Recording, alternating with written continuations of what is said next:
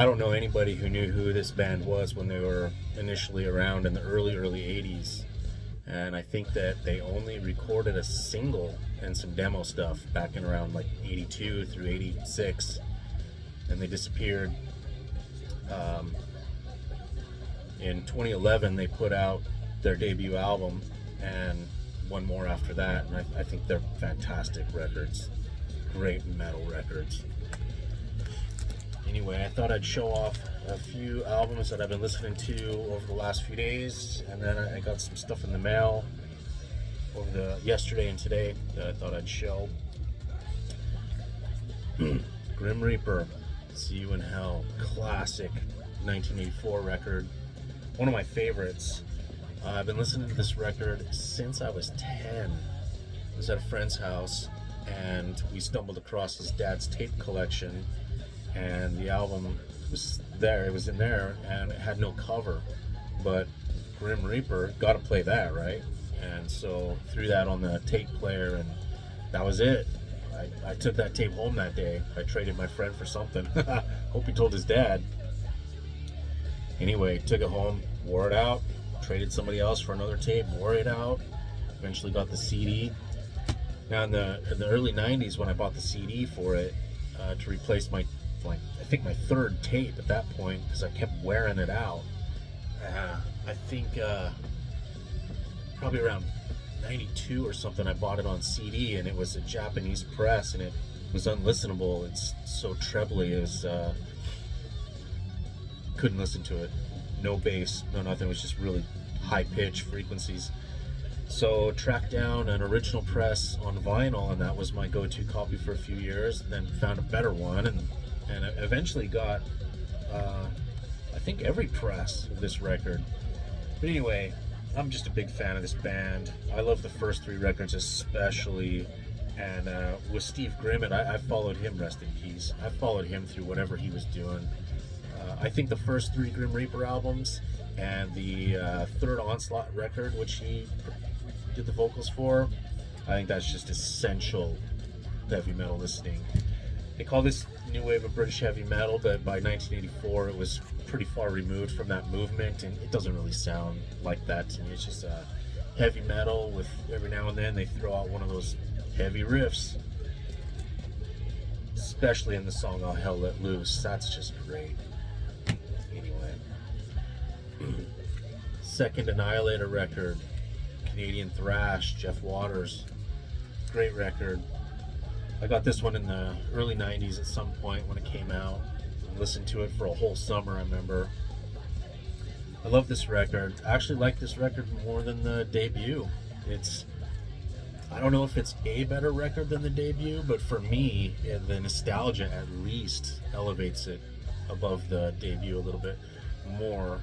It's not as vicious as the first record, of course, although some of the songs on here, specifically Phantasmagoria, that dates back all the way to 1986.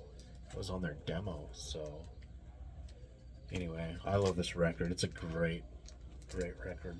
Kind of like a thrash record mixed with like some technical metal, whatever. Here's one that I gotta pull off the shelf every 8 or 10 years. Faith or Fear. This is an interesting record. For years and years, this was their only record, and it's widely panned. A lot of people do not like this record. I do, like I said, about every 8 or 10 years at least. But they had a really cool thrash crossover sound. You know, thrash mixed with crossover, maybe even a punk riff here or there. Fine on the vocals and whatnot. I think the weak spot with this band was truly the lyrics. The lyrics are some of the worst third grade level lyrics that you've ever heard, and unfortunately they're very audible, so you can hear those lyrics extremely well, and you're like, yeah, hey. Either way, one thing of note about this record is the bass and drums. Man, they've got that Danny Lilker thing going on where they just get real tight in the heavy parts and the kind of fast parts, and they just sync up, and it's pretty powerful. But unfortunately, the weaknesses of the album kind of take away from all of that. So here's one that I've been working on the last little bit since it came out. Giants and Monsters it's the new Helloween. Now, Helloween and I go way back to 1987, 88-ish era when the Keeper of the Seven Keys 1 and 2 were coming out. That's about how long I've been listening to them. And with this one, the first playthrough this didn't hit me at all, with the very exception being the track listing's different on here than the other one. I think it's Majestic. Oh no, it's Universe. That's a pretty good song. Anyway, other than that, it didn't grab me the first time through, but I did put it on a few days after that, and then it sounded better, and then a little better, and a little better, and so of course I'm one of those guys that pine for the older stuff. I like a lot of what this band has done. They've got some misses here and there, but I love to hear Kai Hansen now that he's back in the band. I love hearing his writing, and I love hearing his vocals. And so even though the music is, very non-threatening, it's pretty tame compared to where this band had been, especially back in the early 80s, mid 80s. It's still a great metal record, at least most of it is. It's grown on me quite a bit. I think I'm 5 or 6 listens on it now, and I'm enjoying the whole record all the way through, so we'll see what happens in the next month or so. It could go either way. It could get shelved for the next couple of years, or it may continue to come out and get fully in there, and then it'll be one of those albums I come back to for life, but we'll see. These came in the mail. These are some of what came in, and some of these I haven't heard yet. This is a repress of one of the later Flotsam and Jetsam albums. Not very well regarded, and I've got this on CD since the beginning, and I never cared too terribly much for it, but it is fun to kind of take it out and throw it on every now and then. And I did want to get the vinyl, because eventually I'd like to complete my Flotsam and Jetsam on vinyl, so this was limited, so I had to pick it up when I could, and I did. I haven't listened to it yet, but I will in the next day or so. This is an old heavy metal band from the 80s. Their only album, this was from,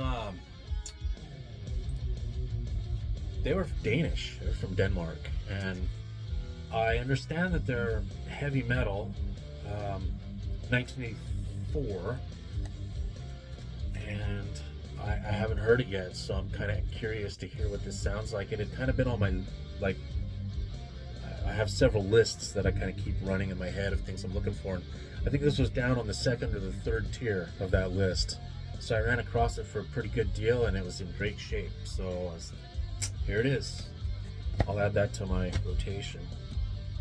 Here's one that I've had on CD for a long time. It's Lion's Pride Breaking Out. And I buy everything that I can from the old 80s Belgian metal scene. That old Mausoleum era. Some of these albums, like this one in particular, it's a decent heavy metal record, and it's fun to put on every now and then. It has some decent stuff on it. It's not, a classic or anything like that. It's maybe a little bit of a novelty and kind of fun to collect, but I did run across it on repress on Lost Realm Records just recently, and so I've picked it up now to have it on vinyl after all these years. Probably return to this every couple of years just to give it a listen. It's a pretty good, decent record. Here's one that was on my top tier list for a long time. I've been looking for this. This is Age of Consent by Virgin Steel. My Virgin Steel collection is pretty big on CD, but I'm still working through the vinyl, and I think on vinyl I've got about this. I think this will be the 6th record I've got on vinyl with this band. But this is a great record, and pretty happy to find this, especially in the condition that it's in. I was pretty excited about that. This is a band called Risk. I've been working through this catalog for the last couple of years, And I found one seller who was literally selling the 3 that I was missing. So I've got 5 of this band. This is old German thrash metal from the 80s and early 90s. And they've got 5 albums and 1 EP. So with this, I now have all 5 albums, but I don't have the EP. So I got to track that down. But goofy covers, but they're fun, whatever. 80s thrash, you know how that goes. This one actually made some sort of a list some years back about the worst album covers ever. I don't really agree with that, but I mean, it's ridiculous, but whatever. And this one, when I was initially looking for this band, this album was the one that was apparently going to be the hardest one to track down, called Hell's Animals. And I was shocked to find that this guy was willing to let go of this original steam hammer pressing with these other 2 at the same time. So my gain, I guess. Pretty cool. They're a cool band. Check them out if you haven't. So this is one that's been on my list to get on vinyl for years. But I've never, ever seen this record for a price that I was willing to pay for the vinyl. Of course, I have it on CD and I think tape as well. And I'm only a mild fan of this record. I know some people are really big into this one and some people aren't, but I think it's fine. I'm not the biggest Alice Cooper guy, but I do like this record, and I couldn't believe when I stumbled across this. In the shape that it's in, fantastic. So I'm really happy to add this one, and I can't wait to sit down and listen to this one in its proper version on vinyl from the 80s. And finally, this is a repress, but I'd never heard of this one before. Expulsor, the Unholy One, old Brazilian thrash death metal. And actually, check this out. This is what they sound like. They sound really good.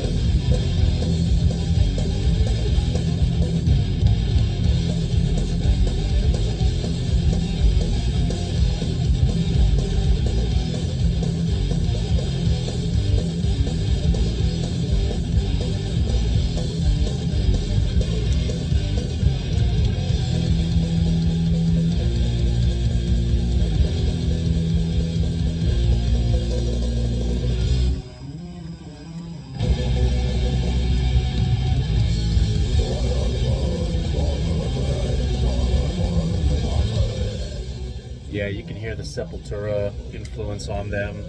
This was from 1992. I can't wait to get into this one.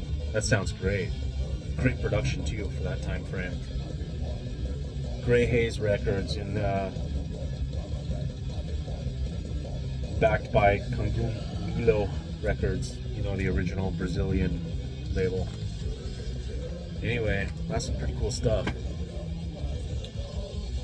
Well, that's it for now, but thanks for tuning in, and I'll see you on the next one. Bye.